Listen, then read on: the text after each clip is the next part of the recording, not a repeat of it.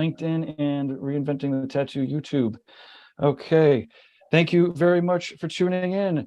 You're watching Let's Talk About Feelings with Robbie Ripoll. It is August 15th. It's 5 o'clock on a Monday, and at this point, the light is blinding me in my office. So I'm going to try to get through this introduction pretty quick. We don't run any ads during the show, so thank you for having the patience when we tell you about reinventing and why and how we're able to do this stuff. Okay, this is Guy Aitchison's Reinventing the Tattoo Community Network, where tattooers, apprentices, collectors, and the curious are all encouraged to join into these live streams. So if you want to beam in, it's not too late. I'll give you instructions in a second. Or to watch the replays, if you're watching a replay.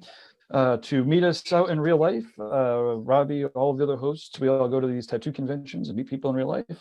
Ultimately, we're here to inspire each other, create better tattoos and art together, and evidently talk feelings sometimes. I guess that's part of creating better art. We're beaming out nearly every day, and with your help, have evolved into it's a pretty quality network of live and on-demand shows that are all getting great reviews. You could find them on the Reinventing the Tattoo app. That's in either the Apple App Store or the Google Play Store. We have the Reinventing the Tattoo YouTube channel. There's the Roku channel. So if you go to reinventingthetattoo.com/Roku or just do search for the Reinventing the Tattoo Roku channel, I think we've got 12 different stations going on 24/7, including the Drunk Critique one. We have audio versions in all of the usual podcast places. That's the Apple, Spotify, etc. You can always find the latest information on reinventingthetattoo.com. Let's see here. I'm going to talk about our sponsors real quick and then turn Robbie loose. We have rawpigments.co. Raw Pigments has acrylic-free inks. They don't dry out in the cup. I don't know if that's because they're acrylic free or they just do that. But either way, people are digging them. If you get some samples or you try out some of them, they probably will stick with you. At least they've been sticking with a lot of people. That's rawpigments.co.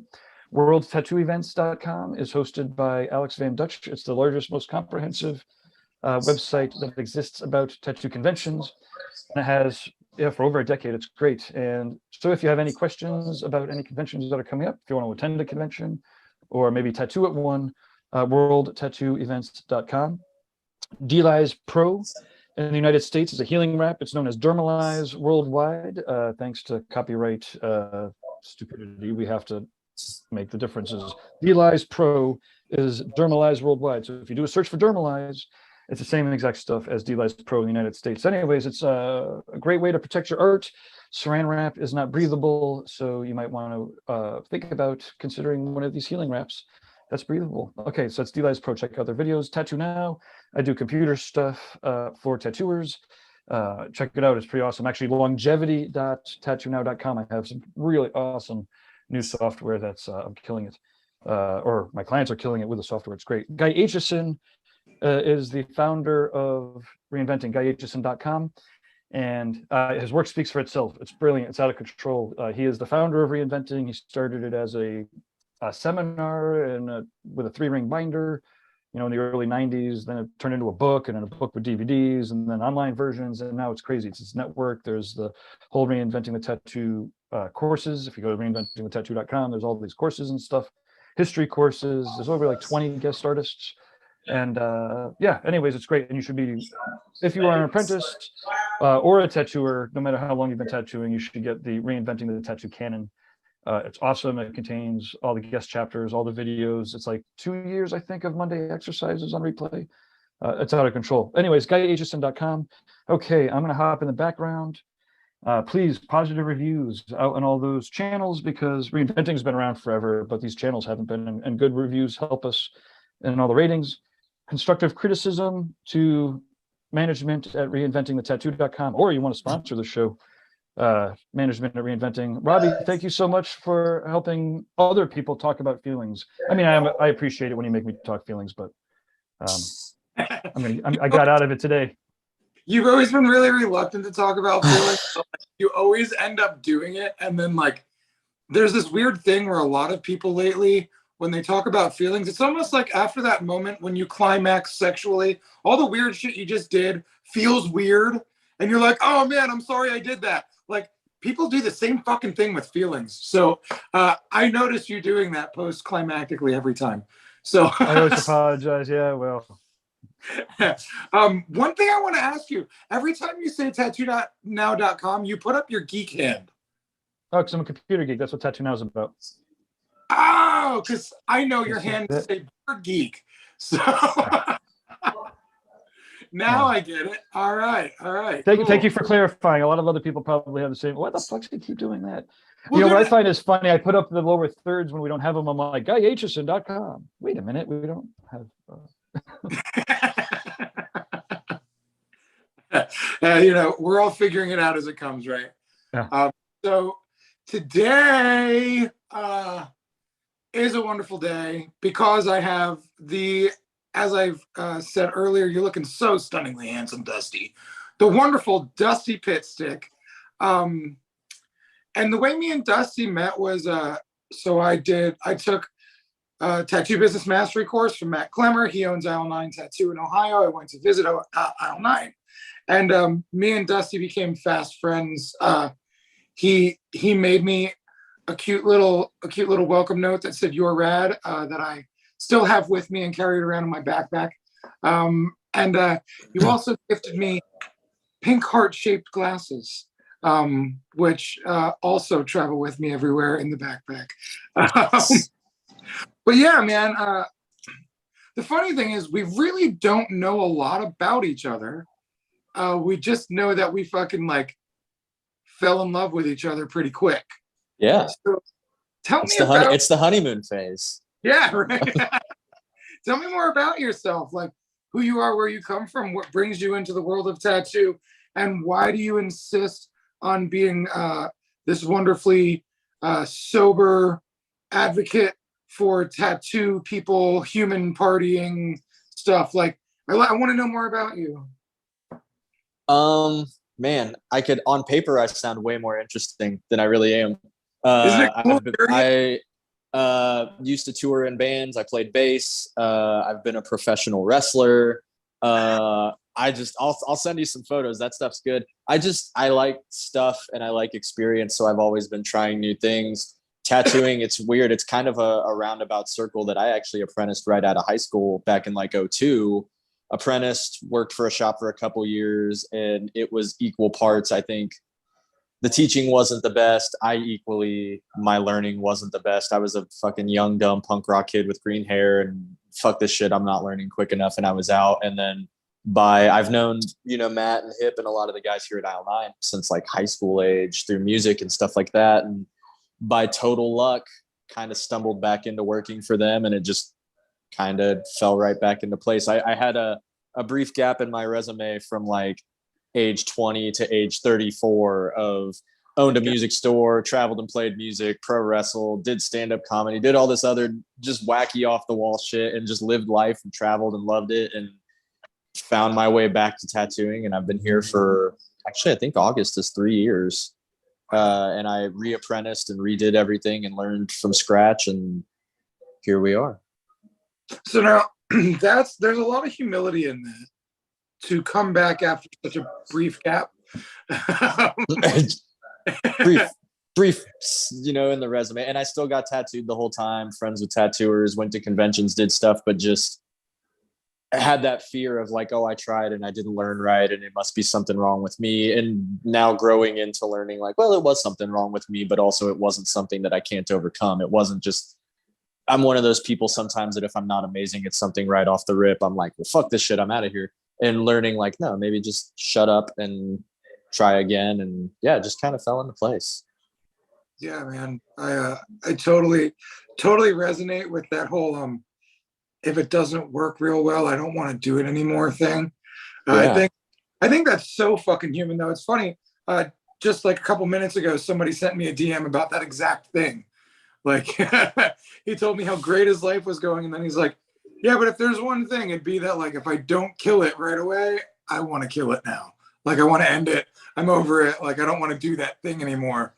So like, that's an interesting one that I feel like we all kind of go through and don't know how to overcome. So proud of you for doing that. That was pretty fun. Yeah. And it's hard. I've talked about this with people at this shop, but just the friend, like for whatever reason, Dayton, Ohio is like a tattoo hub. There's more shops here than in Columbus and Cincinnati, which are way bigger cities. And there's just so much going on and so many good artists. And it's equally hard to out of the gate not, oh, well, I'm not amazing right out of the gate because you're surrounded by so much talent. It's not like you live in small town. There's a couple shops. Everybody has to find their footing. It's like right out of the gate, I'm doing, tattoo number 3 and I'm comparing it to all these insane guys from Dayton. And they're like, it's hard to not be like, what the fuck am I doing wrong? That these guys are killing this portrait work and these awesome traditional pieces. And these guys are phenomenal and they're my friends.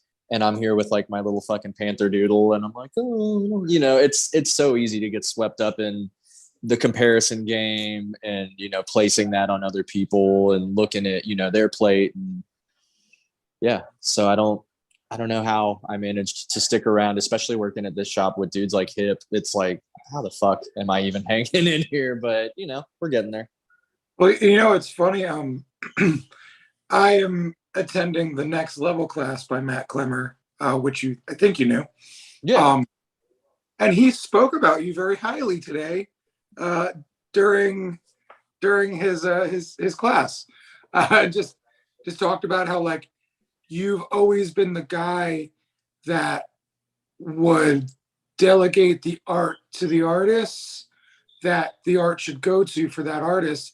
And you've always been such a team player. And like, it was funny how you said to me earlier, like, the Pinterest thing. He was like, yeah, Pinterest always finds him, but he fucking tackles it with a smile.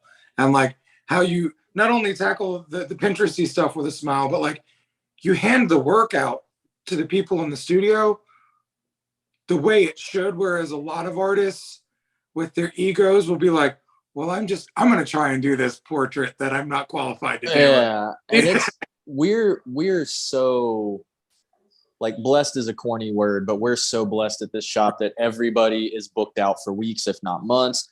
One of our apprentices was telling me today, she's like, I don't know what to do. She's like 20 something tattoos deep. And she's like, I'm booked into October now. Like I have to like close books. And I feel like an asshole as an apprentice doing that, but I'm tattooing 1 to 2 tattoos a day, every day, 5 days a week for 2 months straight. I got to slow it down. And I'm like, the fact that even our apprentices are like that, Zach is the most notorious one here, Zach Good, who's a phenomenal artist.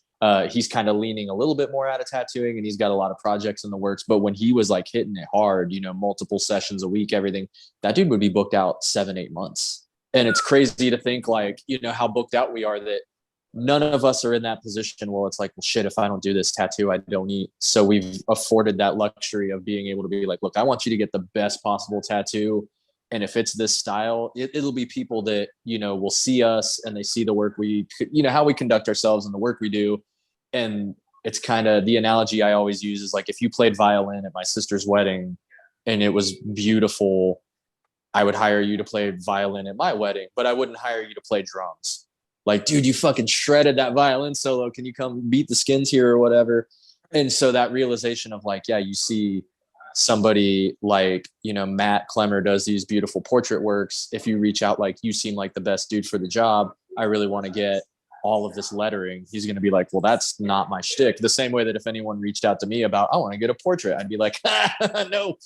So like we're afforded that luxury of I can be like Hip or Joey or Josh or Tyler or these guys. I'm going to pass you on to them because they're going to kill it. You're going to walk out with the best tattoo and I'm not losing any business for it. It's not like I'm like, well, fuck, now I don't tattoo today. Like we're all fortunate enough here to have that. But the Pinterest thing is just, it is a feelingsy thing and it's an emotional thing, but a lot of times not that I don't think the tattoos I have are rad and not that I don't think that other people's tattoos are rad, but that fucking, grandma's handwriting that you trace with the little dandelion by it means infinitely more to them in their life and emotionally than the $10,000 realism sleeve of like a skull with snakes around it and daggers. And that's not to say that tattoo isn't dope as fuck too, because it is. But like, it's just, you have to take yourself out of it and be like, this means so much to this person. And they're paying me and trusting me to do it. Why on earth would I ever belittle that or be like, your idea is dumb or fucking, been done a million times. I have like a Celtic cross. I've got kanji. I've got nautical stars. Like everything's been done into the ground. Yeah. Why wouldn't I just celebrate that with them and be like, your tattoo's fucking rad. Your Nana probably loves you. I hope you're not a piece of shit that Nana hated, but like, let's do her signature. Let's do it. Let's run it. And I had this conversation with my friend Dora, who's a tattoo artist, and we were kind of talking about passion. And I have a huge passion for art. I have a huge passion for tattooing. I'm in here like 6 days a week, 12 hours a day. I love it. But I think beyond that, my real passion is like people and emotions and dealing with things. And it's so nice that even in that 1 hour session where we do, you know, the little cat doodle or whatever, we get to fucking talk and bond and connect, and you find out their why and you find out how rad they are. And I just did some little lettering earlier today from a video game on a guy, and he's 18 and it's his first tattoo. And we just spent the whole time talking about how he's learning to play the bass and how into Megadeth he is. And I played the bass and he didn't know that. And I got to like give him tips, and just, you learn so many weird, interesting things about people, and it's fucking dope. Yeah. Yeah, dude, I just learned so much about myself. And, well, that little monologue you just spit. Like, that's my big joke is we're all unlicensed therapists. Dude, for real. And it's really easy to get into like treating things like they're beneath you in so many senses. Cause like, I don't really do small tattoos anymore. I have one rate that I offer, and that's the full day, and that's what you get. So if you want a small tattoo for me, well, it's going to be my day rate. But like, I went to my prosthetic office and I tattooed one of the ladies there while I was having my leg worked on. I was sitting there with no leg on in one of the offices doing some sweet little white tattoos. And because I don't get to do these tattoos all the time anymore, like I forgot how great it was. And like the biggest takeaway I had from that, she was like, you know, you and Donna get to live with this, like, I guess I don't remember the word she said, but like kind of fuck it attitude where you guys are just so bold and like, I'm getting these white tattoos because I'm afraid what people in my church are going to say.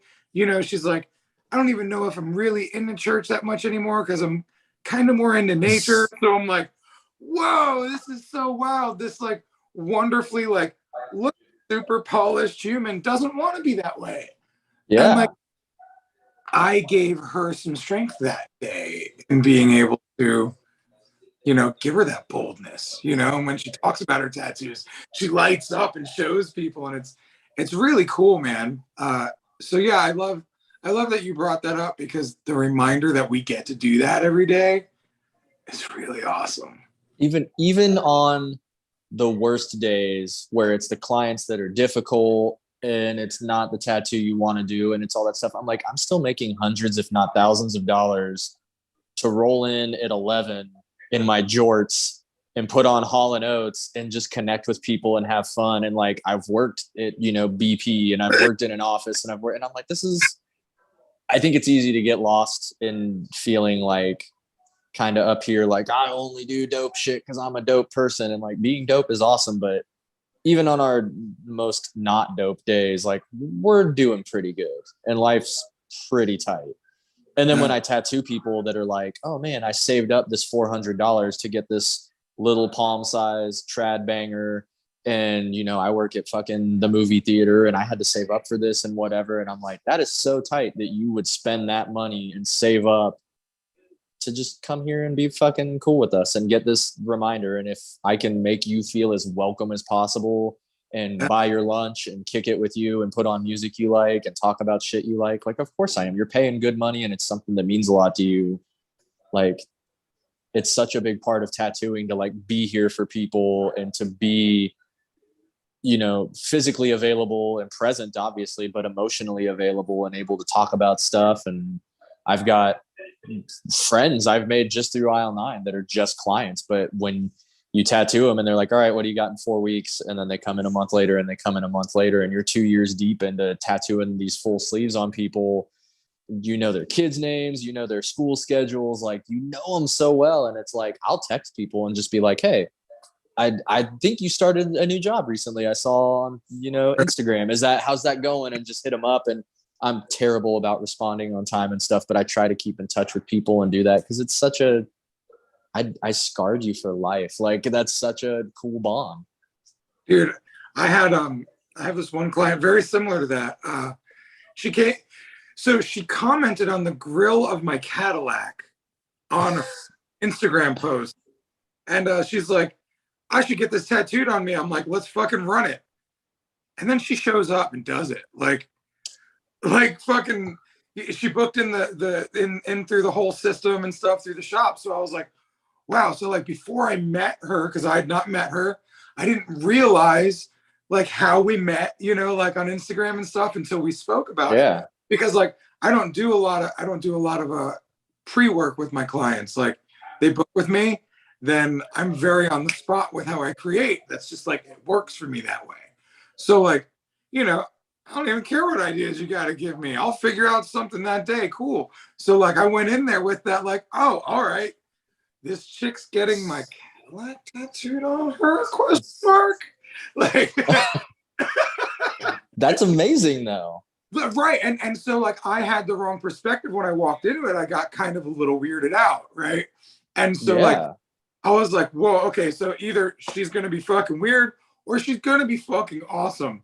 I just think it's crazy that you want my fucking Cadillac tattooed on you. Like it's a super cool looking fucking Cadillac. It's like a 59. So like it's really wild looking. But I was like, oh. So anyway, long story short, or long story longer, I get to go in there and like as soon as like she comes in and like I meet her, I'm like, oh, you're awesome.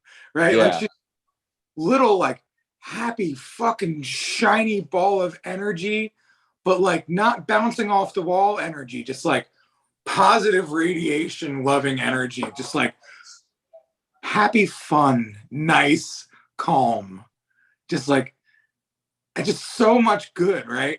So as I'm getting to know her while I'm working on her, I'm like, all right, I gotta fucking admit, I was freaked out. What the fuck is going on? Like, why do you want my car on you? You know, like, and she's like, well, part of it's because I love cars and this and that. And I'm like, oh, that's sick. And she's like, you know, I love what you do for, you know, I love your artwork. I'm like, oh, okay, I can dig that. And then as we get deeper into the conversation, so now every bit of all of that was gone, right? And I felt like and so this is like a feelings part of it, right? Where I had to cleanse myself of the negative thoughts I had towards her by being honest with her that I had and moving past it, because as tattooers, we can kind of put ourselves, well, as anyone, we can put ourselves against the other person without thinking about it, you know? So now I'm tattooing her. Now we're fucking just buddies. She's fucking giggly as fuck. Like she's happy as shit. She comes back for another session to have me go back into it and like really strengthen it. And like, now we're just fucking pals, right? Now I love the shit out of her. Now fucking we're commenting back and forth on Instagram. Fucking she's getting more tattoos at the shop. And she tells me one time, I got 11 tattoos from this shop in the COVID times. Not my shop, a different shop. Yeah. And she goes, nobody knew my name. After 11 times, I just kind of wanted to like, I don't know, maybe like it's just like a different hello, or like maybe recognize you or something, but like you could tell how diminished she felt by not being seen at that other shop. And then the fact that not only did like she was seen in our shop, but like loved and appreciated. Like, dude, she made a fucking little hat for my baby. She made a blanket for him. Fucking, she gave me another blanket because I commented on it on Instagram and I said I loved it. So she just like put a ribbon on it and dropped it off in my room one day when I wasn't even at the shop. And it was like so cool that because I decided to not go with my judgmental, you know, meaning making machine of the mind bullshit. Oh yeah. And decided to move forward in what I know, because every time you're weird about somebody in the tattoo shop, you almost always fall in love with them afterwards. You know? Oh yeah. And it's funny because from that emotional perspective, from everything I've like seen watching the other shows on the site with you and like watching your videos, you do a thing that I am super guilty of. And I don't think I say guilty, but it's not necessarily a bad thing of like, I am an over explainer if something is eating away at me inside. So I am 10,000% that guy that if I tattoo someone and like something silly where I'm like, I thought it meant this, and then I realized this, they would have never known. And I could have skated by looking cooler. but I will have to tell them once we're sitting in the seat and I'm like, hey, so I thought you meant this and this happened. And this is so, like you said with her, that, oh, I had to tell you that I thought you were going to be a weirdo. And I feel comfortable telling you because you're not. And I'm the same way. And it's funny how much, especially in tattoo shops, they're intimidating. Everybody's tattooed. Everybody looks like a fucking Russian mob boss. There's usually like angry music playing or whatever. And you walk in, and if you're like Sally and you're 45 and this is my first tattoo and it's this cross and it's for me, you know, they show up and it's like, I'd like to think our shop is kind of better about being welcoming and all that. But that like humanity is so disarming to people that if I'm like, dude, I am so sorry. I thought it was this, and this is so funny. And instead of acting cool about it, I'm going to laugh at myself about it and tell you, which just makes me more awkward. And then that client will be like, that's so hilarious. I do the same thing. And then you just start clicking. And so many of my people I tattoo are telling me their problems and their emotions and their feelings, but they're doing it not from a like, I'm venting or whatever. It's just like, you just get people open and loose and they just start talking about we had a joke the other day. I feel like you're old enough. Do you remember the show Taxi Cab Confessions on HBO? I fucking love that show, dude. We were joking about how we need to call my booth like Tattoo Cab Confessions and put like a little backdrop that looks like a green screen, like we're driving through the city while I'm tattooing, because people will sit down. And if you joke with them a little bit and you're like, oh man, I'm that guy earlier, I play bass too. I'm a dork too. I love this band. I love this. And they realize that you're on their level. They will all of a sudden like, I killed a hooker in 92. And you're like, wait, what? Like it will unravel so fast into them just being like, we're buddies and I will say anything. And it's, I don't know, we're all just humans and we're all just so fucking stupid and goofy and fun. And if you show people that side, they're so quickly willing to show it to you and to just be like, I also have no clue what I'm doing. So thank you for making me feel like I'm not alone. And then you're the best of friends. Yeah, dude. So that just brought up two things. Remind me to talk about how you felt about me. Before. That's on the same vein. And then I was working in Indiana at the shop that Maddie Shabby Beatnik works at. I was working at that shop 5, maybe 6 years ago, somewhere around there. I had moved to Indiana to work at that shop, and I was guesting back and forth for a while. And one of my guest spots, I met a woman named Red, and she's Red. She calls herself, and she's she like buys and sells retro stuff on Etsy and eBay and stuff. No, I think it was just eBay. But she's adopted a child recently, and I think she's in her late 40s or so. Okay. And we're sitting there talking, and she goes, I've been tattooed in the shop a lot by the owner, and he's awesome. I just love him. But like, I can tell you anything. And I'm like, huh? And so proceeds to tell me about how this song reminds her of beatdown music and her love and experience in the BDSM world, and how she has fond memories and misses it, but like doesn't miss it enough to like go back into it, but like has fond memories and stuff. And then like, but it was just so fucking funny that like we're sitting there talking about her retro eBay store and her wonderful fucking child and her great husband, and she's like, this reminds me of beatdown music. I can tell you anything. And I'm like, yes. That was like one of the moments where I was like, fuck, this is special what we do here. And her pointing, like singling out that she can tell me anything made me like realize I had some magic, right? Because like you and I are very similar in that magic. Like people open the fuck up to us. Dude, we're like can openers. We just peel them open. Like it's almost like that's kind of what they do with us. They just pop open. And I think a big part of it is that we're so open that, game respects game. And I'm that dude that I'll go to the supermarket and they're like, oh, are you having a good day? And I'll like go into like I was feeling so vulnerable this morning because of this and that. And they're like, do you want plastic bag or paper or what? And I'm like, I'll just open up to people. I'm so bad about it. And I'd like to think I'm cognizant enough to pick and choose who I open up with, to what extent, what I'll say, you know, and there's a few people at this shop, and I will always shout out specifically Joey and Beck are the two names that like are just so good at talking with any kind of person from any walk of life and finding a way to relate to them. And I'm good at that too. But I also in my head will pick and choose like, all right, I'm tattooing this lady that's 60 and she's getting this for her grandkids. I may not be as, you know, crass as when I'm tattooing this guy that wants to just talk about like Anthrax and Slayer the whole time and whatever. But like, I don't know. We've got that ability. You've got it too. That just like, you're so vulnerable that it makes them vulnerable and you just find ways to relate. So I want to take that a step further too. So, you know, the 60-year-old that comes in, I typically don't tone much down unless I feel like they need it personally, because when you fucking open up and drop a couple fucks on them, now they're like, well, this motherfucking shit. And but yes, there's a chameleon effect where you do have to like play along. But like, I do have this weird game I play with people. Like, if I can get you to drop a fuck out of your mouth, you're gonna be more open throughout this shit. You know what I'm saying? Like, you're gonna get more out of it. So I think it's like a subconscious thing I do to like mind control a motherfucker to make them open up in a sense. Yeah. But one and I love it.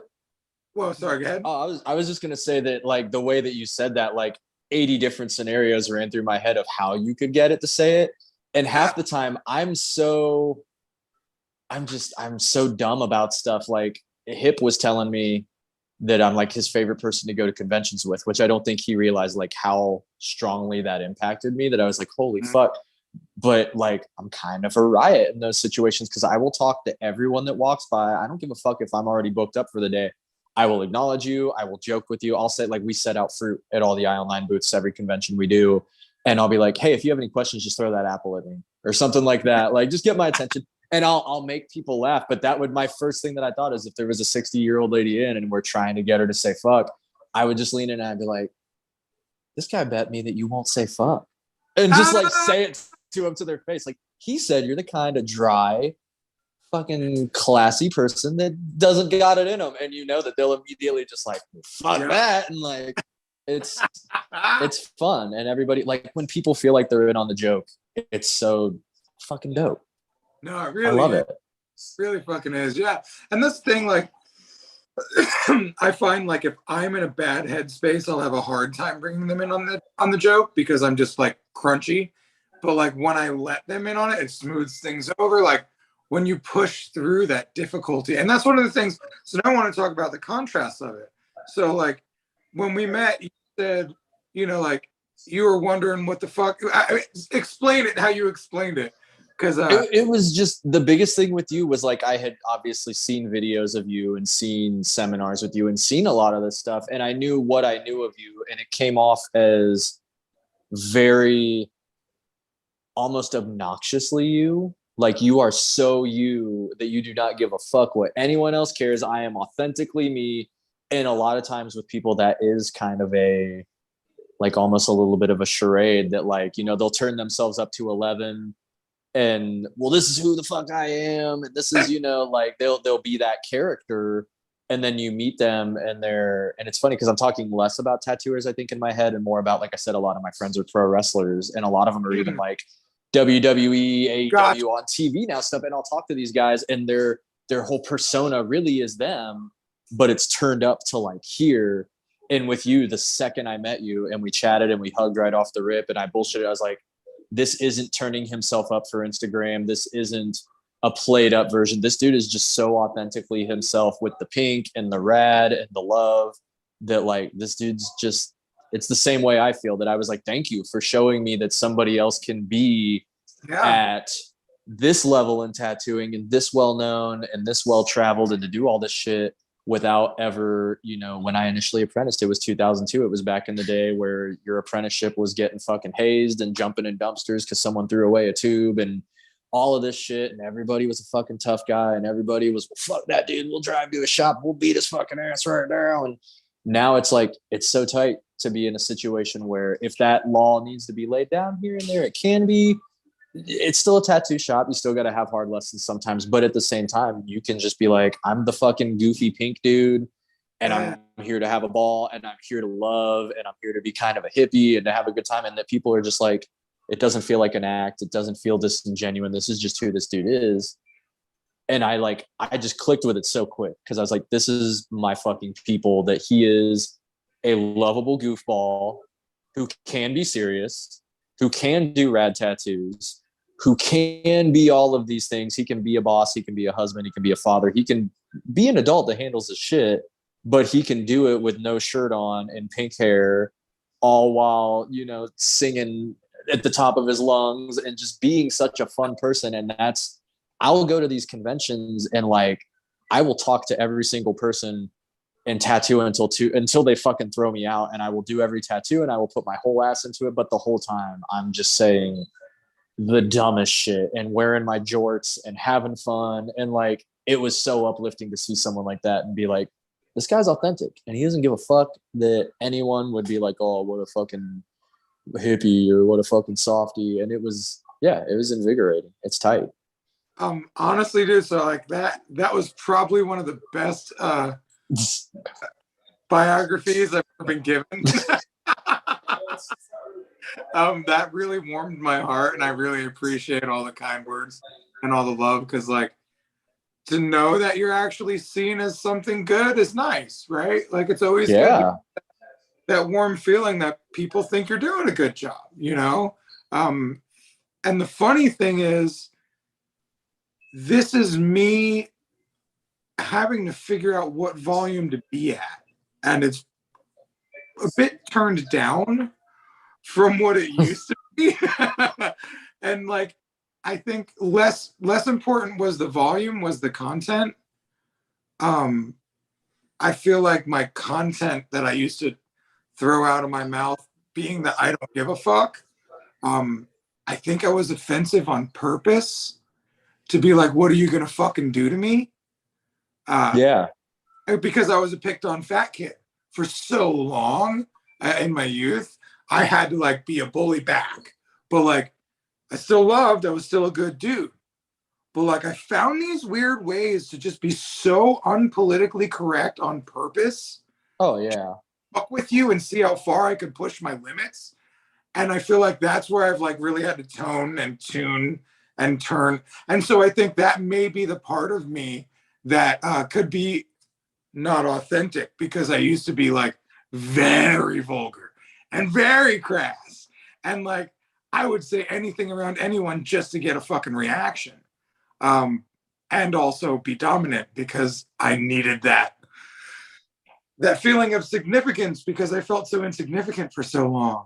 So like, it's fun to find that actual authentic self, you know, that isn't a dickhead just because he can be, or just because he wants to have fun stirring up. Like, I've made so many girls cry when I pierce them, because they'd be like, oh, I'm so fat, and I'd be like, yeah, you're fucking gross, not picking up on the social cues that they actually do feel like they're fat, and me making that joke to them would actually make them cry afterwards.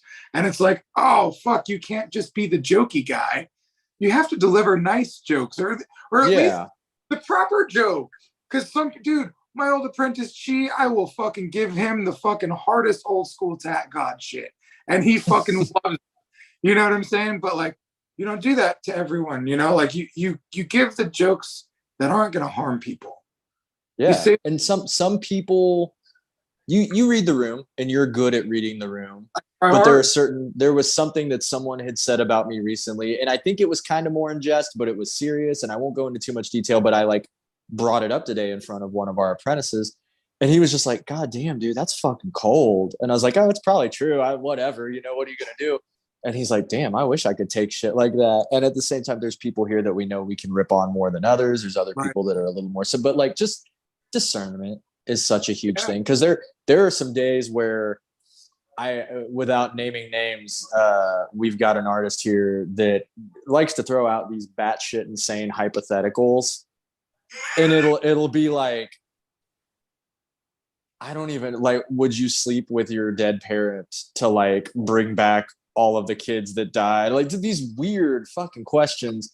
And Really? you know, like it's hilarious because it comes from a place of fun, but like you can tell what days that artist will show up and throw these questions out and read the room and know it's going to be hilarious. And then there's other days where he knows to show up and just be like, oh, how's everybody doing? And you know, discernment's huge, but it's fun to be crass sometimes. It's fun to, I grew up in punk rock bands playing bass. I, you know, traveled around. I had green hair and shit, but I was always kind of the dude that like all of my friends were like listening to the Sex Pistols and spiking their hair with glue and like, fuck you, old lady. And I'd be the dude in like the fucking No Effect shirt that's just like doing the truffle shuffle and just trying to have fun and eat chicken nuggets. And like, I think it was always welcome in my group, but you're always going to have those people that are kind of like, fuck this goofy motherfucker. And I'm like, no, I can be serious when we need to, but like, why wouldn't we just have fun? It's so draining to be fucking bitter and aloof and about everything. You just smile. Yeah. Yeah, dude. No, I totally dig that. And you said like, it's fun to be crass. Bro, look, me, my son, baby, and my two friends that own the gym we go to and are my business partners in the real estate company. Real people, right? But like, we're a really eclectic group. Like Derek's a 50-year-old man that's fucking like, he's like stage ready, fucking like jacked, right? Yeah. So like, and then you have all of us, you know, and then we got the baby. And bro, we were being so ridiculous in the melting pot. All right. I love the melting pot. So good. And like, we were right, like in our melting pot where we live, there's a little area called Lover's Lane where it's these like 2-person tables that are all nestled away. Well, they had us like right outside of there. Bro, we took Bridget out for her birthday. So Donna and Bridget were having drinks and they were, dude, it was just, we were a fucking riot. Donna was screaming about her butthole tattoo. Like we were giving people shit, asking them like weird questions about Donna was just like putting people in positions where she would basically ask them to comment on amputees, but like kind of lead them into saying amputees weren't able-bodied.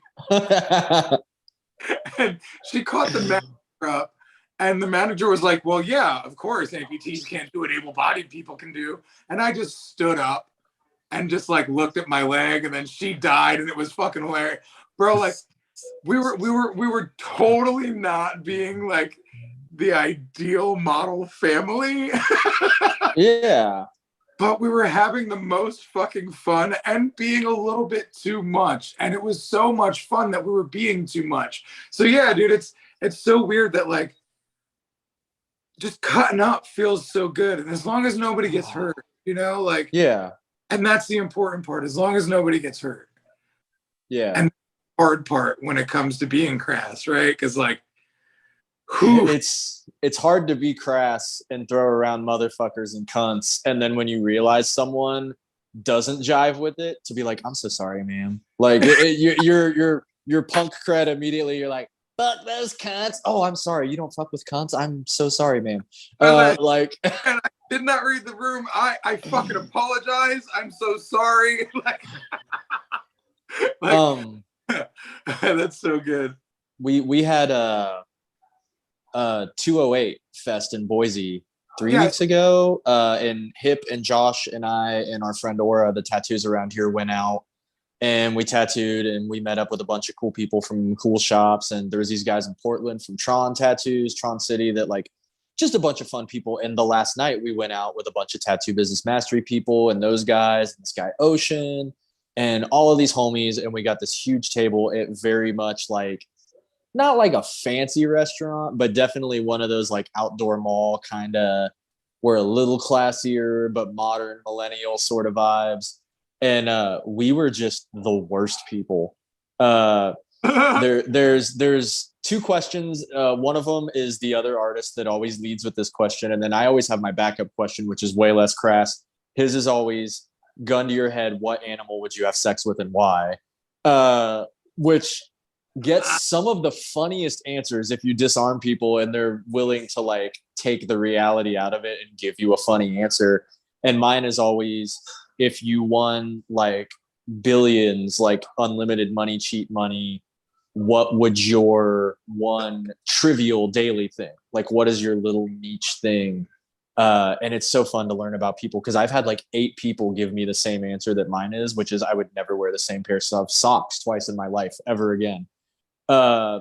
Because I just don't fuck with reusing socks. Give them to charity, whatever. But like, I asked that question, and then that guy leads in with like, "Well, what animal would you fuck and why?" And he's like loud, and we're all laughing. But everyone at the restaurant are like these waitresses and classy people out on their dates, and every single one of them was equally like cracking up and chiming in and feeling like they're part of the joke. And like, I don't know where these 25 tattoo people came from, but they're hilarious.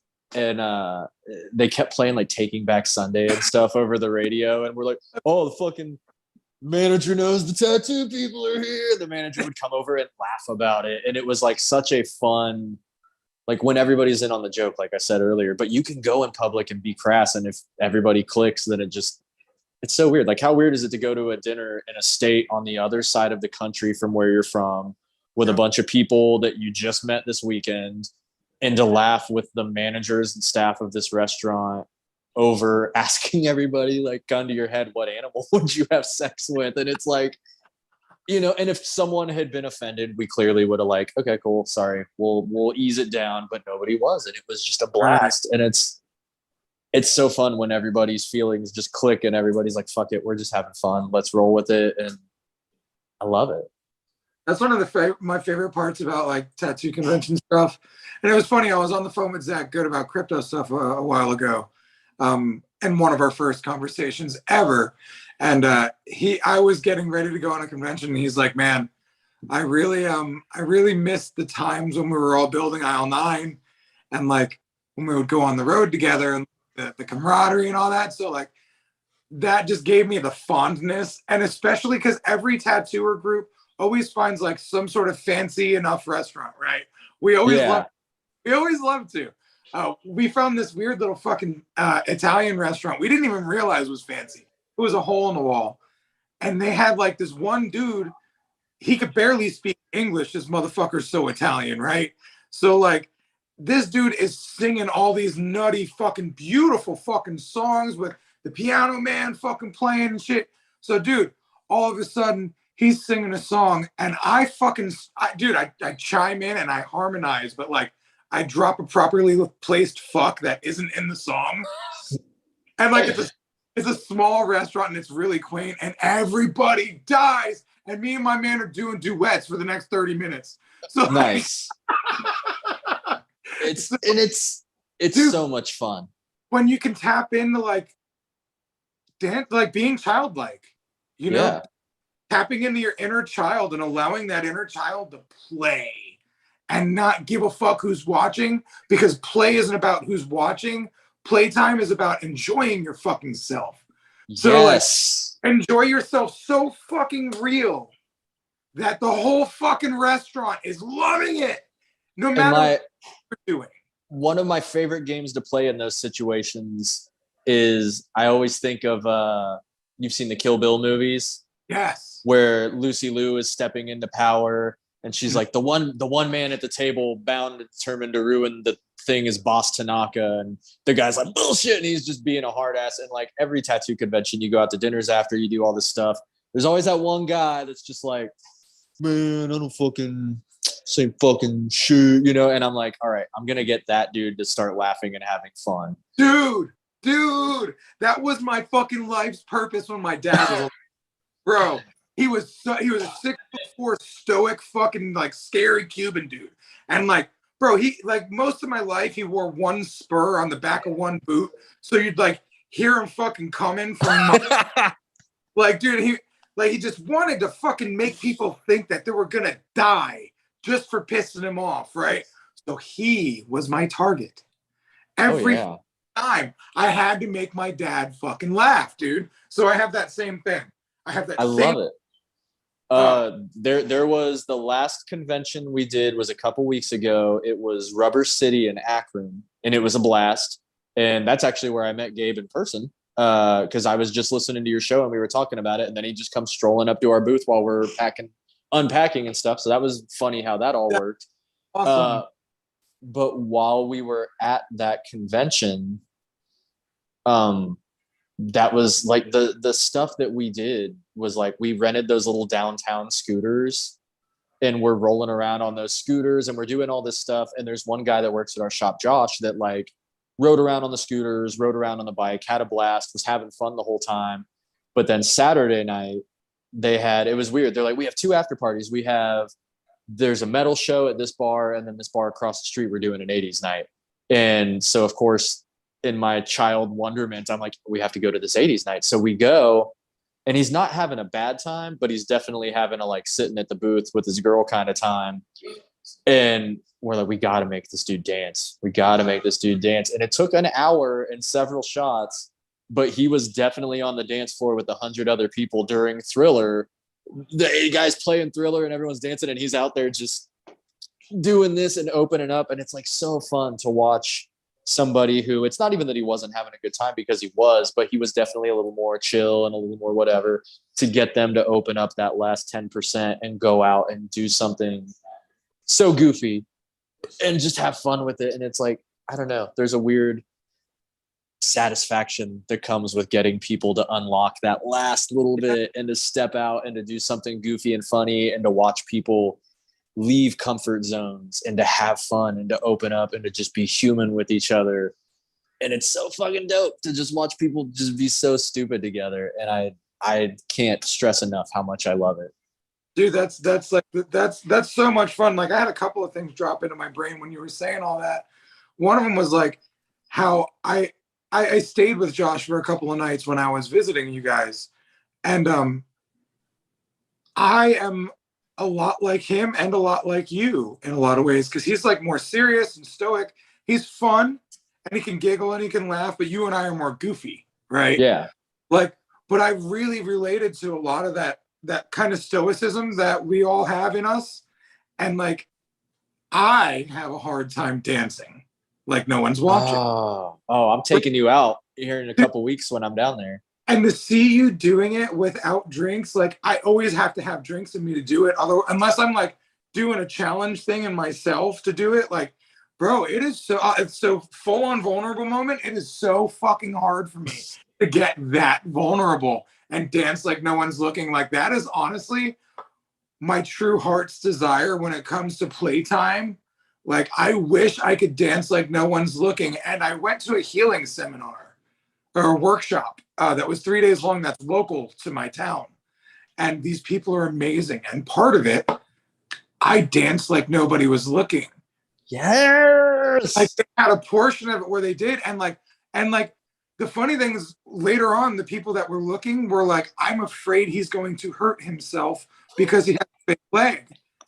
And like, so like, it was just, it's funny that like nobody said, hey, you looked stupid, Robbie. It was all that, because the amputee thing, right? Like, people don't realize how bodied I am. But like, then the true reality of, if my fucking foot breaks, then, you know, which can happen.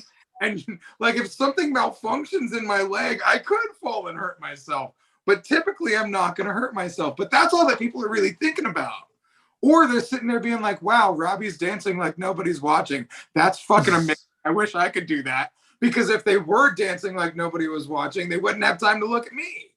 So it's so if cool. I could say one thing that actually resonates in any way over the hour of us just talking about dancing and stupid fun shit, this is such a mom thing to say, but I am like the eternal, I'm not even everybody's mom. I'm like the like drunk fucking cat aunt of the shop.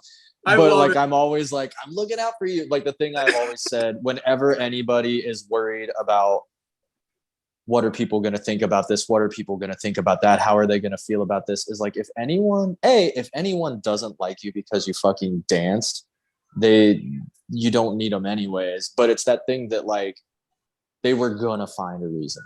They were just looking for a reason. And it sucks because their life is that much more miserable that they would see someone that looks like you or me or like anybody, and their brain doesn't go to, I bet they're fun or whatever. They're just thinking like, let me find a reason to hate on this motherfucker.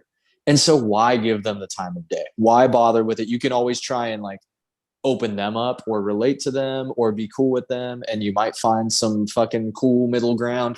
But as a whole, like, who fucking cares? And more often than not, those people are so worried about their own shit that they don't even notice anyways, really. But like, who fucking cares? If you went to a club and 800 of the 1,000 people there were like, that guy looks like a fucking dork, cool, then we don't have to hang out. But these other 200 over here are like, oh, this guy's just, when we were at that 80s night in Akron, there was a guy who looked like he was probably in his late 40s. He had a sleeveless Dio shirt, leather pants, fingerless gloves, and like a conch shell necklace. And he danced like a madman the whole night to every song, except for his only reprieve was if there was a guitar solo, whether it was Beat It, whether it was fucking whatever, he would turn to the DJ and he would just dance like this and just do the air solo. And just, he was so unapologetically getting the fuck down that I was like, I probably would have seen that dude on any other day and been like, fingerless gloves, all right, cool. But in this moment, because he was so himself, I was actively like screaming at the top of my lungs, like, fucking Dio guy, my fucking hero. And like, your people always find you. And I know that, yeah, these 800 don't fuck with you. They weren't going to fuck with you anyways. But these people that see it almost feel more able to be themselves and to open up. And you can be a conduit to which, you know, one person's got to start that like, and then everybody's clapping, and like, it's nerve-wracking and it's hard to be that way, but that's how you find your people and that's how you open them up. And it makes everything so much cooler. No, dude, yeah. Well, that's so real though. Like, cause you do, like, so many times I do that intentionally, but so many times I'm so glad that someone will do that for me.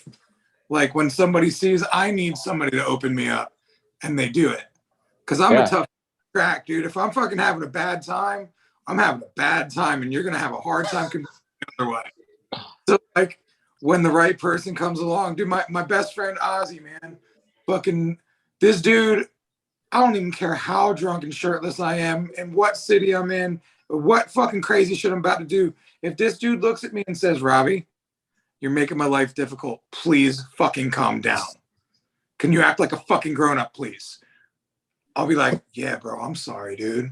Like, dude, like this dude always knows how to crack me. Like whether I'm angry or fucking just out of control wild partying, like he is the guy that knows how to bring me back in. And it's funny because I tell everyone, I'm like, look, if you could just talk to me like Ozzy talks to me when I need a talking to, we're good. Yeah. And it's such a hard thing to do to break that that lie that you feel like you have to be tough to be cool. You know, the weird, you know, when your insecurities flare up and you want to stay in that other spot when you're triggered and you want to be angry, like when like you can come back, like when the person that can help you come back, that's really important. So no matter what you're in, when you're being that conduit, you can support a number of different ways for people to become back into themselves and enjoy and live life and be happy. Like, dude, so you were doing all that dancing on the social media with a Sprite in your hand. Yeah. Why now? I know alcohol's poison. I make sure I have as healthy a relationship with it as possible, as little to no relationship with it as possible. But I do like to drink. So like, why a Sprite? I don't drink. I'm actually, and this might catch me a lot of flack from certain people, but like I'm straight edge, and not that it'll catch me flack from anyone but other straight edge people, because the way I always viewed straight edge, even when I was in straight edge bands and touring and stuff, I was like, look, it's for me, it's my decision. You know, if someone's out there smoking crack, I'm gonna, hey, fucking knock it off with the crack. But like for the most part, like I have friends that most of my friends smoke pot, most of my friends drink, a lot of my friends smoke and do this stuff. And it was never something where I was like, well, I'm fucking straight edge, so why are you gonna, just for me, why are you gonna, it was for me. And I was like, no, thank you. And I always viewed it like I was succeeding at being straight edge.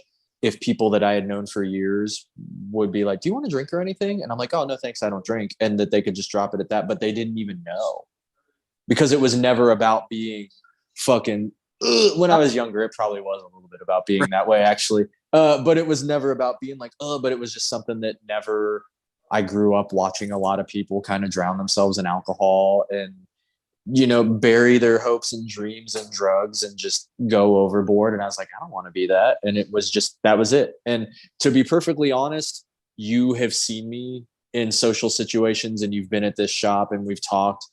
I don't think anybody, including myself, could handle me drunk or on drugs. Like I tried drinking like 3 times when I was 17, and I tried weed a couple times when I was like 16, or maybe it's the other way around. But like I tried it a couple times when I was younger, and it didn't specifically do. Weed was cool. I danced a lot, and I ate like a whole Donato's pizza and drank a whole family size box of Capri Suns.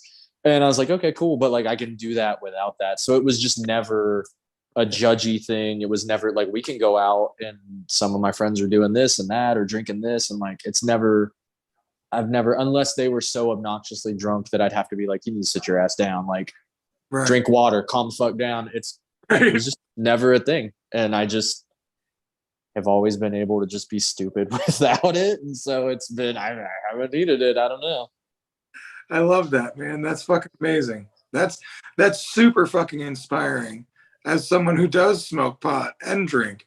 Like I think sometimes I'm like, are these mechanisms I'm using? Like, and they don't have to be bad. I mean, everybody has their thing. I jog every morning and I work out so that I can eat pizza multiple times a week. And I am the fucking, everyone at the shop will vouch for this, I am the sweet tooth captain. Like, I went to Matt's house last night and Matt and Katie and Hip were there and we're chatting. And, they're like, hey, does anybody need any water? Does anybody need anything to drink? And Matt looks at me and he wasn't joking. He's like, I think we might have chocolate milk in the fridge. And it wasn't him being goofy or facetious. It was like, I know you fucking have a sweet tooth. You're always like chocolate milk or a Reese cup or whatever. And like, so everybody has their things, but like, I don't know. I never viewed it from a place of judgment. I was just like, I don't need it. Maybe you do. I know so many people that when they're not smoking weed are the most anxiety-ridden, insufferable fucking people on earth. And it makes them like, it's a fucking medicine. Like, who cares? I've never been judgmental about it. I've just been like, I don't really need it. And, there we go. It's funny that you had brought up staying with Josh and how you see a lot of him in you and you see a lot of me in you, even though they're two different things. It's that every convention we go and do, like, he and I always room together. We always drive together. We always travel together. And I would think on paper that he and I seem very like different from each other and very much kind of like, people that would respect each other, but that's it. But we actually fucking crack each other up and we'll go see movies together and do this. And I'll text him goofy shit. And like, it's so cool to have a diverse array of people in any given shop or social group, because it is, you were saying about your friend Ozzy, that is the one that can like, Robbie, you got to stop, man. And you'll stop. Sometimes that's what you need. Sometimes it's not what you need. You need this person that's going to make you laugh till you cry. Sometimes you need this person that's going to be this way. And it's something that it is such a weird ecosystem at Aisle 9 in the best possible way, that you have like Zach, who's like this oddball crypto billionaire now. And you've got, Hip, who is like super crass with his jokes a lot of the time and super serious other times. And Josh is just quiet and probably high. And Joey's always egging everybody on. And Beck, who's like one of my favorite people, is like just this fucking goofy late 20s soccer mom. And like, everybody's so different, but we can go out and everybody enjoys each other so much and is in on the joke so much that we can rip on each other and have fun, but just have a ball with it. We went to, when you were in Dayton, I think Matt took you to Club Oceana. Yes. Yeah. And it's like real swanky, real nice. Everybody there is super cool. They've got good food, but like, I kind of eat like a 5-year-old and Joey especially eats kind of like a 3-year-old. So there was this big joke that like we go to Club O, it's the shop Christmas party. Everybody brings their spouses and stuff. There's like 40 people at this huge meeting room, and everybody's getting like, you know, the $80 lobster, this shrimp, this steak, this whatever. I got the chicken fingers and fries off the kids menu. And Joey's just like, nah, man, I'm good. Josh went out and like snuck out while we're all talking and doing Secret Santa and ordered a cheese pizza from Marion's to Club Oceana.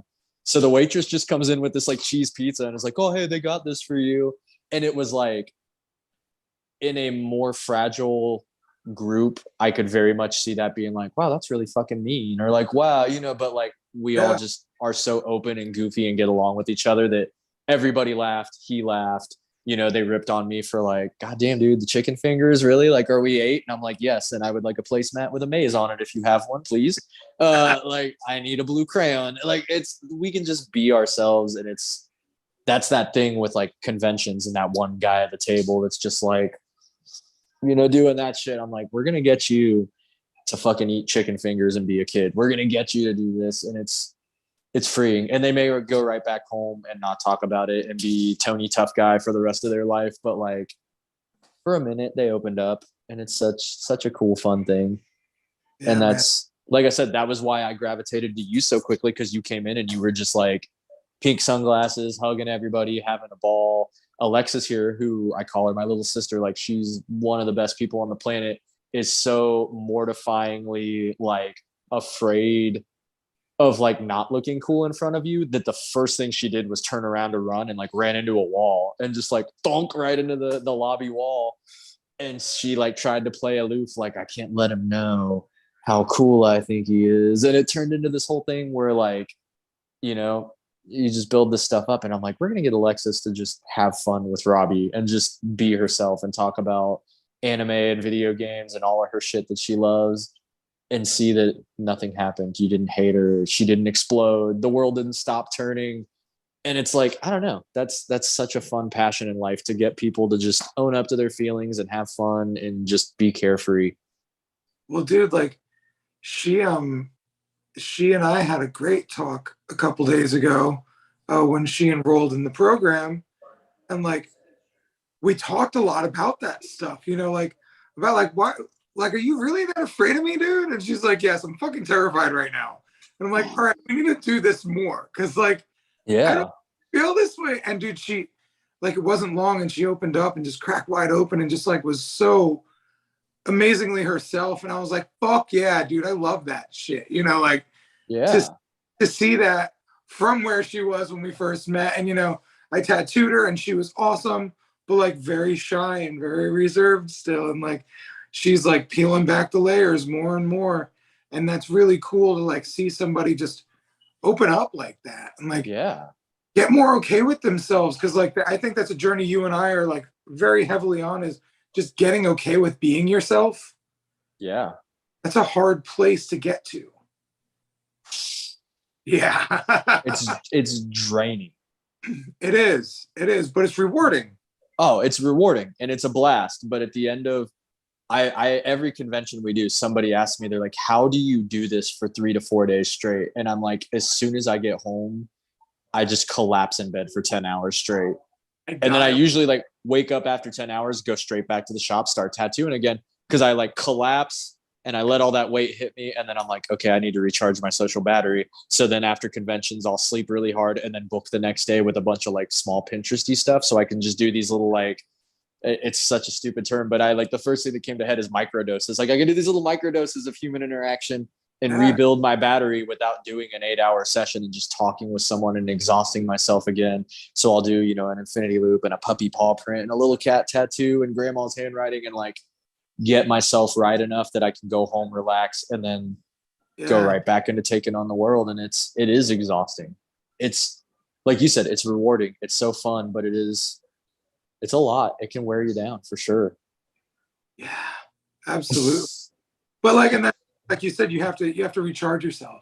Like, and you have to know your systems and processes in which you recharge the best. And it's funny, like, you know, having the new baby, I'm learning these different things now. And like, dude, I was just talking to the guy that hosts those workshops in my town. We were at breakfast the other day, and he was saying how he started taking naps in his mid 40s and how I'm in my early 40s.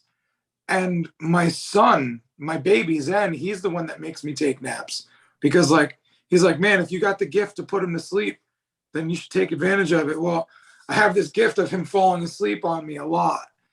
And like, then his calming energy takes me over and calms me down. And I actually take care of myself by taking a nap now. It's nice. It is, man. And like, I've never, I was a really hard emotional break one time. And I was saying something to Donna. You know, I was just going through something difficult in my life and I was crying and just self-reflecting. And I said something like, you know, I don't even allow myself this, and this.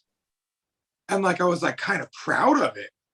And I was like, oh, dude, you're a drill sergeant. Like, and like, you're hard on yourself. So it's like having the baby to soften me to doing that stuff and like really opening me up to self-care more, you know, like it's wild, man. When you start really taking care of yourself, it's like a beautiful thing. The biggest thing I'm learning about right now, and it's through friends and it's through coworkers and through therapy and through all of this stuff, is you do have to allow those moments for yourself, but you have to figure out like no two people's self-care looks alike. Right. And that was such a heavy thing that I'm still unlocking, and I'm not, you know, I'm struggling with a little bit, and I'm figuring out because everybody, like I said, I'm here like 6 days a week, 12 hours a day, fucking 40 tattoos a week, like boom, boom, boom, go, go, go. And people are like, you need a day off. You need to go sit on your couch. And I'm like, what the fuck am I going to do on my couch? Right. Like, I never learned how to read. I don't know what to fucking do. Like, I'm not a, like Mondays, I'm in here right now because DeVille is tattooing and I'm kind of, you know, sitting with him and all this stuff. But Mondays technically is the shop's close day. But there's 2 or 3 of us that still come in on Mondays and we'll get busy work done or I'll do a tattoo or two. Cause I'm like, dude, it's noon on a Monday. Everyone else I know is at work. No one's at play. Like, otherwise I'd sit home. And like self-care to me, everybody kept like, you got to take a bubble bath. You got to sit on the couch. You got to rest. You got to sleep. And it's not really stuff I like to do. And so I got so uncharacteristically like pissed at self-care. Like I was mad at it. And people would be like, I'm gonna lay on the beach all day and I'm gonna do this self-care. And I'm like, that sounds horrible to me. Fuck you, fuck self-care. It's all a fucking lie. I'm gonna work harder. And I forced myself out of caring for myself because I thought that this is it. Like self-care is a fucking cocktail and a coconut and the beach or a book or like a sleep, you know, a nap to the rain. And it's not stuff that I really fuck with. And so I'm like, self-care isn't for me. And then you realize that self-care can be something as simple as like, I took myself to a movie this year with no one else. I was just like, I want to see a movie, and I go see a movie, and, you know, or like, I want to go do this thing. I want to go do that thing, and stopping being like, well, who can go with me? Or like, oh, I'm not really available. What, you know, how can I don't have to fucking take someone. I can just go do it. Or like, I'm just going to go to a fucking 80s night in Akron, Ohio at Mr. Zob's Deli with like 400 people and dance to New Order for like 3 hours and not give a fuck that all these other tattoo, you know, convention people are kind of like over at the bar being like, oh, I'm cool. I'm a tattoo guy. I don't really need to dance, you know? And by the end, they were all dancing. And one of the guys, fucking Mohawk Jesse, like his videographer guy that was with them, found me at the convention the next day and was like, dude, I saw you dancing. That was so fucking rad. You were out there cutting it up. And I told him like, oh, I just had a Sprite. That's just me. And he's like, that's even cooler. And to see that someone that like our booth was right across from his and we kind of waved and like salutated each other a little bit. But for him to be like, no, dude, that was rad. Like, I was like, that was my fucking self-care that I literally danced like no one was watching. And had a guy even be like, I was watching and it was tight. Like, fuck it. You know, Cyndi Lauper, get it. And like, I'm still struggling with figuring out that like care to fucking work ratio and all of this stuff and finding out what self-care even is. But it's so mind-boggling to be like, I don't know. Like, I think society conditions us to think so many things that, you know, you have to have this body type. You have to wear these clothes. You have to act this way. You have to like this music. And I was always so good at just being like, nah, I choose chubby ska kid instead. and like just roll with it. And it was never a challenge for me to be like, nah, this is who I am. Fuck it. But self-care was my one. I'm sure everybody has their one or multiples that I was like, society tells me that it's like a good book and a bowl of, tea. And I don't really fuck with that. What do? I guess I just don't self-care. And now realizing that it can be buying ticket. My favorite form of self-care, and I had a big conversation with Hip and Matt and all those guys about this last night, is like, I like to give shit because I'm such a minimalist and I don't need a lot. So I make money tattooing and I'm like, I don't know what the fuck to do with it. So like Mike, one of the shop apprentices, I got a new phone begrudgingly. I had like a 5-year-old iPhone that was crumbling into sand. And they finally forced me to get like the new one because they're like, your photos of your tattoos suck. You got to get a better phone with a better camera. And he was like, hey man, can I have your old one? And I was like, dude, it's a 9 and it's hanging on by a thread. And he's like, well, I got a 7 and it's hanging on by half a thread. So instead of giving him my old phone, I just like, we bought him a new one. I was like, okay, cool. Like I've got this money to do this. And that is, I get so much more from that, from like, I'm a gift giver. And sometimes it's the dumbest gifts. I'll see something goofy and think of someone and, I love doing that shit. And so like, that's self-care though. It's like doing for others, but like I allowed myself to do this thing that made me happy. And, just the dumbest shit is self-care. Watching The Simpsons is probably my biggest self-care. I put it on every night before bed and I'm like, oh, this will be my fall asleep show. And I end up watching 4 episodes and laughing, but it's fucking self-care. Like it's all self-care. And it's such a cool thing to figure out what your self-care is. And it's this weird adventure I'm on. And I still get frustrated because I'm still figuring it out and it's still a struggle for me, but I don't know. It's cool. Well, like, it's funny as you're saying that wakeboarding is definitely a version of self-care for me. Don't need a group. Actually prefer to go alone a lot of the time. That way I can just do my thing. The resin store. Yeah. When I go to the fucking fiberglass resin store to buy epoxy resins and like 2-part and shit, bro, dude, as Donna, I light up like a fucking Christmas tree. I'm like, this is amazing. Because like I just think of all the fucking finishes I could put on things with this nice thick resin clear coat, and I could put glitter in it, and they have the colors. Oh, I can fucking make color resin now. Oh my god. So like, I get it. Yeah, like nerding out, like without even like you don't even intend to, but it's like, I love this shit. Yeah.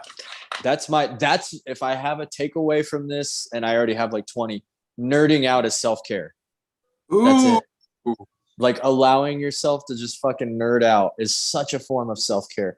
I was tattooing my friend Amy a couple weekends ago, and her husband Ryan, who's awesome as well, showed up, and he was talking about how he was like so excited with his day off to go to Home Depot or Lowe's or one of those because they've got all these projects to make their house better, and he's like real excited about looking at fucking paint guns or whatever, and he's like, this thing because I'm gonna do this. And I was like, it's funny to think that putting on cargo shorts and wandering around a Home Depot on a Saturday is self-care, but like that's just fucking self-care. Yeah, dude. I'm like, yo, please don't come to the resin store experience with me if you experience it with me. Like, you ain't shitting on my good time here. This is fucking amazing. Yeah. Yeah. Wild, what the things that light different people up, and it's nice to see it. And the book, The Life of a Daymaker, kind of explains like just allowing people to like go about their day and enjoy it, but like also adding to it. So like making your life experience better by making other people's lives experience better. Yes. When you see that guy in the Home Depot, you're like, fuck yeah, I see you're enjoying this, and like just gassing people up and making people feel good. That is such a wonderful part of like contributing to the greater good of the general consciousness of the world. Right? It is crazy how afraid people get to say polite things or nice things to other because of how it'll come back on them or how they'll be viewed. Yeah. But I just, you saying that made it click in my head, just being a day maker, because it really is sometimes as simple as, I know the last one of these, I think it was a week before that I was listening to, and you were talking about the guy at your clinic where he's like, you always wear the fucking crazy shirts, man. Where's the crazy shirt? That like, you know, it is such a, you don't realize you're doing it, but it makes someone's day. And the amount of people that I've like, sometimes I have to force myself because I'm real, for as extroverted as I am, I'm real weird about strangers. If I'm at a tattoo booth or if I'm doing this or I'm doing that, I'm in my element and I'm much more outgoing. But if I'm just walking down the aisle at the grocery store, it's hard for me to like, oh, hi, or make eye contact and wave. But I'm not really good at like saying things sometimes. And I have to force myself. But if I ever see somebody and I think anything about them is cool, I have to say it. Because I'm like, no, they need to hear it. And I'll see somebody and I'll be like, dude, that haircut's dope. They're like, oh, your fucking glasses are awesome. I love that color. And it's such a little minute thing, but you got to think like, if everybody was that way, then all of a sudden 12 people a day told you how cool your blue glasses were. And it just turns into this thing and it grows. Or, oh, your shoes look cool. Or I really like that dress, or anything little, but it does become a day maker. And it's such a thing. And as soon as you said the word day maker, I'm like, man, sometimes it can be giving people $1 million checks and big shit. And sometimes it can be as simple as just like, oh, that shirt's fucking fire. It makes me happy. And it's like, man, I wish we could all be a little more like that. And it is draining and it's hard, but like, how fucking cool is that to wear a shirt and to know that old fucking Brooklyn Bill at your rehab center is your fucking shirt, man. Fuck yeah. Like, Was that the one? that dude's day? Was that the one with Erica, the girl that does the dreadlocks? Yeah. She's doing your hair. Yeah. We were talking about sparkle because she had to put on glitter on her face before. She was talking about that and how one day she didn't, and somebody was like, "Yo, where's the glitter? Like, what's up with that?" And that's the pink heart-shaped sunglasses I gave you. I have like 20 pairs of every color, and the amount of people that compliment them, because I jog every morning. I live right by all these wood trails.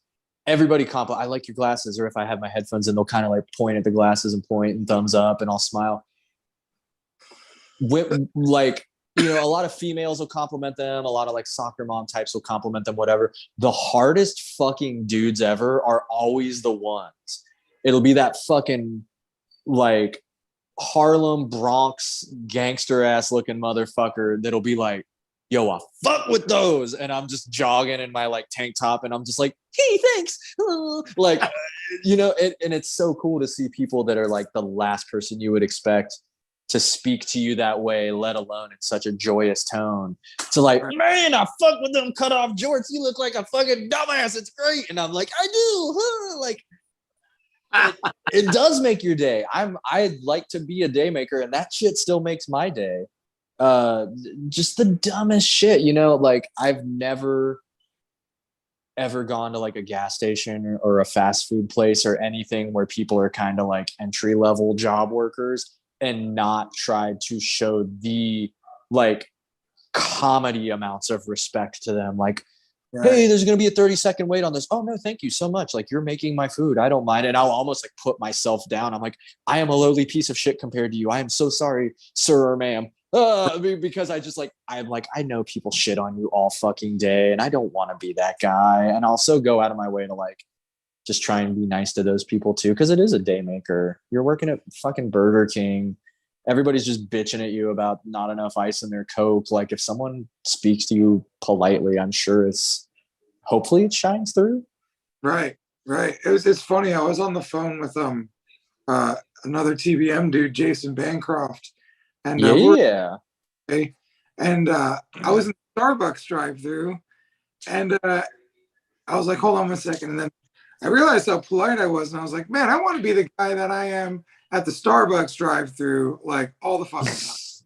Like, cause like they're so nice, then you're so nice, and just like, you know, you get your fucking coffee and your breakfast sandwich and possibly a cake pop, and you're like, what a nice morning. Thank you so much. You know, like, use my stars. You know what I'm saying? Like, and it's just like, wow, it's nice to be that. And like, to remember to be that person, because it does take work. It's hard. But you know, that's where the fruit comes from. And that's where the juice is worth the squeeze. So, and sometimes no good deed goes unpunished. And you just have to roll with that, because it's such a fucking chore to remember that you're not being nice to get in return, and you're not helping people to fucking inflate your own bullshit. You're trying to help someone else. And sometimes you say that and they're like, thank you for being so polite, or thank you for dealing with me. And you're like, oh, cool, I'm part of it too. Yay. And other times, you know, I was at an ice cream place around here, and we were the last people in line except for one girl behind us. And I thought I was going to pull this cool guy move. And the guy was telling us, he's like, just cut the line. You guys are the last three. It's this place that's like, it's like an old gas station they converted into an ice cream shop, and their line will get like 50 people deep regularly at nighttime. Like their shit's fucking fire though. But you know, I was like, hey, I got this. And whatever, like, since you guys are closing up the register and shit, I got whatever the girl behind us orders. And she ordered like everything. She's like, oh, I'm getting this for my whole family. I'm so sorry. You don't have to do that. And I kind of like had to bite the soap and do it and pay like $30 for this lady's fucking ice cream. Cause I'm like, nah, I said I would, shit. Like, fuck it. And I had it on me and it was fine. But I was just like, it'll always be that time that you're like, I'm going to go out and put myself in an uncomfortable spot and do something cool for someone or whatever, that it'll always turn out to be the most difficult fucking human being on earth, or just like the worst person. And you're like, wow, I really fucked myself on that one, didn't I? But you have to step back and be like, fuck it, I did something good and I put that into the world, and we're cool. It'll come back in some way, or it'll hopefully make them slightly less shitty in some way. Yeah, absolutely. So you're gonna see in my shop that there's a painting of me above the toilet in the tattoo shop. What's your policy on touching myself to it? Hey man, if you want, you Yes. A good friend of mine from the past, he painted that for me for being the best man in his wedding. Okay. I thought it would be like dodgeball funny, like the way that he has the picture of himself taking the bull by the horns. I figure it would be kind of funny of me having that picture of myself in the bathroom looking at you while you pee, right? So I just wanted to give some backstory because it's funny. So that dude's father-in-law, one day, I'm at a family barbecue, and he was ex-military, high up in leadership. And I was like, we were having a leadership conversation. I was asking him a bunch of questions. And I was like, what do you do when like you feed in so many people for so, like you give so much and like you don't get nothing in return?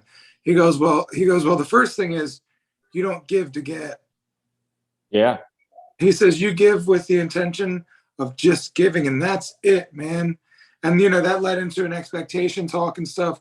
So it was just very interesting how, like, I was looking at it wrong, and I was sad boying myself for feeling stepped on or used or whatnot, when I shouldn't have been giving to get. I should have just been giving to give. And, you know, the getting comes whenever the getting comes, right? But, like, the giving is what you put it out there for. If you're going into something with hoping to get, well, it better be that type of fucking situation, you know. And if it doesn't need that arrangement, don't give to get. Yeah. You know? If you're giving to get, it's just kind of asking with extra steps. Right. You know, you're like, just, at that You're... point, just fucking ask. Hey, can I, you know, have this? Right. Yeah. So it's interesting that, yeah. So, dude, we've I think we've gone a half hour over time, because I think it's usually an hour. Yeah, I think it's 5 to 6. I figured I'll do this in public to make it weird and fun and cute. Oh, do you want to be my co-host? Yeah. Fuck yeah. Dude, let's Dude, do it. This was such a good time. Like, I've been thinking about it the whole time, wanting to have you come on every week. And I think you're kind of a piece for me that's been missing. Because I'm so used to doing video and stuff.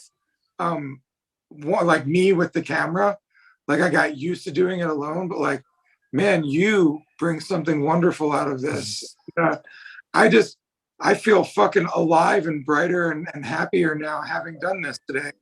So I would love to have you come on every Monday. I would love to be here. Fuck except yeah. for 2 weeks from now, because I'll be flying out of Florida because I'm coming to hang out at your shop. No worries. That'll be a fun one though.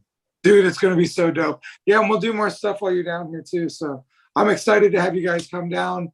Yeah, dude, all around great having you in my life, man. Mutual. Thank you. Your heart is true. You're a pal and a confidant. All right. So who am I and who are you? I like to think that I'm Rose in the streets, but Blanche in the sheets. Okay, I would peg you as Rose for sure. I feel like, I get strong mom vibes from you. yeah, Dorothy. Yeah, Dorothy's good. I get the mom vibes because you're Oh, wait. caring, but you've got the sass. Yeah, I do. Yeah, that's it. Yeah, I can't remember Yeah. what it was, but yeah, Sophia, that was it. I just always think of her as mom because she's always at Ma. What are you yeah. talking back to Shady Pines, Ma? I totally am a pisser old lady. I love it. I love that you use the word pisser. Yeah, because she's a pisser. Oh fuck, man. Well, dude, so stoked to have you here and on as the new co-host. Yeah, No, I don't like that. The new host. We're hosting together. that's terrifying. What? Don't no. Oh, that's wonderful. It's wonderful. No Dude. one should give the two of us that kind of power. Oh man, it's beautiful. I love it.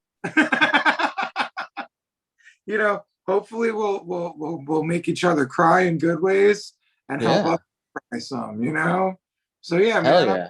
I'm super fucking stoked to have you, man. Thanks a lot. Thank you. And I'm excited to continue moving forward and keep doing this. And yeah, I like it. Yeah. Fuck yeah. All right, Yeah. cool. Well, I will see you next week at 5. Sounds good. I'll be there. Fuck yeah. All right, man. Hell yeah. Thanks for being so honest and open and vulnerable and cool and fun. And I'm excited for more of this. Hell yeah. Fuck yeah, dude. I'm in. All right. Love you. Bye. Love you, dude. Peace.